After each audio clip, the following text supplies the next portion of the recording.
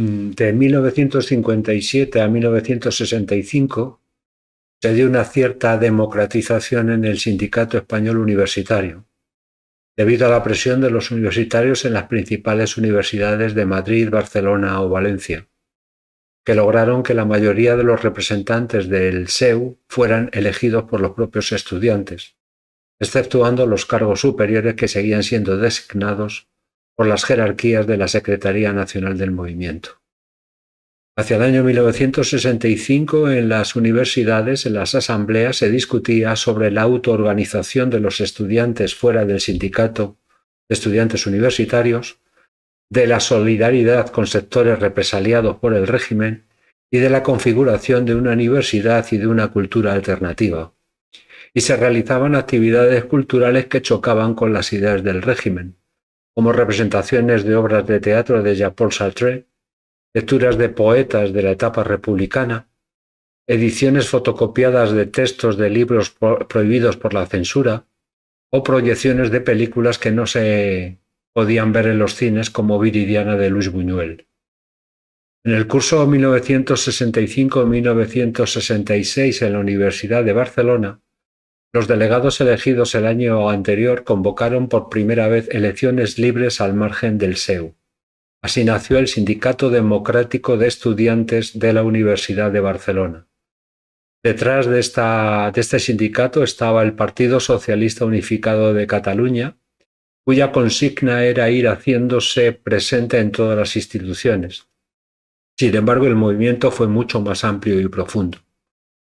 De noviembre de 1965 a marzo de 1966, se convocaron decenas de asambleas en facultades y en escuelas de Barcelona para discutir, matizar y precisar los estatutos del Sindicato de Estudiantes de la Universidad de Barcelona, cuyas reivindicaciones eran el reconocimiento del sindicato y la exigencia de la reincorporación a su puesto de trabajo del profesor de filosofía de la Facultad de Económicas de la Universidad de Barcelona, Manuel Sacristán, que había sido expulsado de la universidad el año anterior por sus ideas comunistas, así como también profesores de la Universidad de Madrid. En colaboración con las autoridades gubernativas y la Brigada Político-Social, el rector de la Universidad de Barcelona, Francisco Valdecasas, ante la abstención generalizada producida en las elecciones oficiales del SEU, obligó a todos los estudiantes a presentar un documento que justificara su no participación en las mismas, y en caso de no presentar dicho documento se les abriría expediente. En cuanto a Manuel Sacristán, fue sustituido por el profesor Francesc Canals, conocido por sus ideas y actuaciones reaccionarias. Este profesor no llegó ni a dar ni una clase debido a la oposición de los estudiantes. La respuesta fue abrir expediente a todos los estudiantes y profesores que se habían solidarizado con Manuel Sacristán y dejó entrar en la universidad a la Brigada Política Social y a la Policía Armada. Un informe de la Brigada Política Social fechado el 28 de febrero de 1966 decía que 20 estudiantes se habían reunido en la Facultad de Derecho de la Universidad de Barcelona para convocar una asamblea para el día 9 de marzo. En dicho informe se desconocía el lugar de la reunión. Semanas antes del 9 de marzo, la Junta de Delegados del Sindicato de Estudiantes de la Universidad de Barcelona consiguió permiso del superior del convento de los capuchinos de Sarriá, Joan Botán, para realizar en su convento una asamblea constituyente del Sindicato Democrático de Estudiantes de la Universidad de Barcelona. El 8 de marzo solo 20 personas conocían el lugar de la reunión. Para burlar la vigilancia, cada uno de los delegados convocó uno a uno al resto de representantes de cada centro en diferentes lugares céntricos de la ciudad, y desde allí se dirigieron en grupos reducidos y siguiendo distintos itinerarios al convento. Se llegaron a reunir en el convento 500 estudiantes y fueron invitados al acto profesores, intelectuales de prestigio, sacerdotes, periodistas y observadores extranjeros. La Brigada Político-Social se enteró de la localización tras seguir a un invitado que llegó tarde al acto, el profesor de la Universidad de Madrid, Agustín García Calvo. Pero para entonces el Sindicato Democrático de Estudiantes de la Universidad de Barcelona ya estaba constituido ya habían aprobado por aclamación la Declaración de Principios, un manifiesto por una universidad democrática y los estatutos del sindicato, con la condición de que fueran posteriormente ratificados por las asambleas de cada uno de los centros universitarios. A las 6 de la tarde del día 9 de marzo, el convento estaba rodeado por la policía armada y el comisario de la Brigada Político-Social, Vicente Juan Creis, entraba en el convento. Ordenó la salida de los estudiantes y la entrega de sus documentos nacionales de identidad. Los estudiantes se negaron, contando para ello con el apoyo del padre superior Joan Botán y de sus frailes. La policía cortó las líneas telefónicas e impidió el acceso al convento, excepto para los frailes de la orden, que para pasar al convento debían pasar por un minucioso registro. Del 9 al 11 de marzo duró el encierro. No había espacio ni comida para tanta gente, por eso los simpatizantes desde el Liceo francés, colindante al convento, lanzaban bocadillos.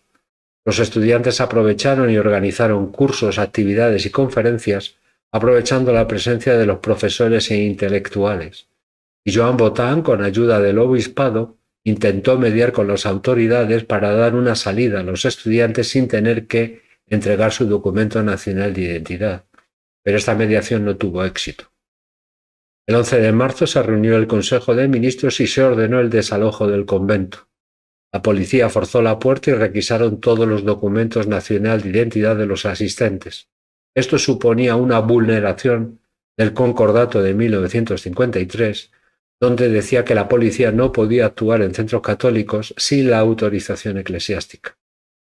Los detenidos fueron puestos en libertad tras el pago de una multa que oscilaba entre las 25.000 y las 200.000 pesetas, un dineral para aquella época. Algunos estudiantes y profesores fueron expulsados de la universidad e incluso algunos juzgados por el Tribunal de Orden Público, y también se prohibió el Sindicato Democrático de Estudiantes de la Universidad de Barcelona. Las editoriales de la prensa del movimiento condenaron la reunión, pero también hubo una gran repercusión internacional con artículos de prensa en el extranjero y se organizó en París una subasta de obras de arte que recaudó 2 millones de pesetas para el pago de las fianzas. Y también, por primera vez desde la Guerra Civil, comunistas, socialistas, nacionalistas y demócratas cristianos se reunieron para ayudar a los detenidos. Se creó una cosa que se llamó la Mesa Redonda de Fuerzas Políticas, que sería la base futura para la Asamblea de Cataluña de 1971. Repercusiones de la Capuchinada, que es con el nombre que recibió estos actos que ocurrieron entre el 9 y el 11 de marzo de 1966, ocurrieron el 26 de abril de ese mismo año. Valdecasas pidió la presencia de la policía en la universidad para disolver una asamblea universitaria. Al día siguiente, ante la persistencia del ambiente asambleario, se ordenó la clausura de la universidad y fueron detenidos algunos representantes. Al mes siguiente, el 11 de mayo, se produjo un hecho inaudito en el régimen hasta la fecha, una manifestación, una protesta de sacerdotes en Barcelona ante las torturas sufridas a un estudiante por la Brigada Político-Social. Pedían que los detenidos fueran tratados conforme a la encíclica Pacem in Terris.